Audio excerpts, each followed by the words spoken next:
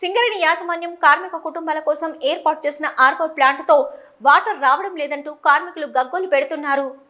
సింగరేణి యాజమాన్యం కార్మిక కుటుంబాలకు సురక్షిత నీటిని అందించడంలో భాగంగా గోదావరికని గాంధీనగర్లో ఏర్పాటు చేసిన ఆర్వో ప్లాంట్లో నీరు సరిగా రావడం లేదని కార్మికులు ఆగ్రహం వ్యక్తం చేస్తున్నారు. ఒక క్యాన్ నిండడానికి గంటల తరబడి లైన్లో నిలబడవలసి వస్తుందని, ఇలాగైతే మేము డ్యూటీలకు ఎలా వెళ్లాలంటూ యాజమాన్యాన్ని ప్రశ్నిస్తున్నారు.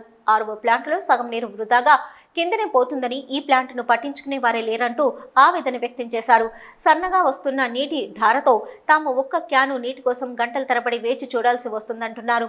యాజమాన్యం పట్టించుకొని ఆర్వో ప్లాంట్లో నీరు వృధాగా పోకుండా చూడాలని, వాటర్ ప్రెషర్గా వచ్చేలా పనులు చేపట్టాలని డిమాండ్ చేశారు. అయ్యా నీళ్ళు వస్తలేవు, ఆ లోపల ఏదో ప్రాబ్లం ఉందట. సగం నీళ్ళు అటే కారిపోతున్నాయి, సగం నీళ్ళు కూడా ఇటు వస్తలేవు. మేము గంటల కొద్ది ఉంటాము సింగరేణి డ్యూటీ చేసి. మరి మంచి తీసుకుపోయి ఎప్పుడు తాగాలి, ఎప్పుడు తినాలి, ఎప్పుడు పండుకోవాలి, ఎప్పుడు డ్యూటీలో పోవాలి. మళ్ళీ కూడా తొందరలో పని చేసిపోతాను. ఆ డ్యూటీ ప్రకారంగా డ్యూటీ చేస్తుంది. కానీ నీళ్ళు ఉంటాయి అనుకొని మనం వస్తున్నాం, తీరటానికి నీళ్ళు ఉండలేవు. సగం నీళ్లు కారిపోతున్నాయి అక్కడ.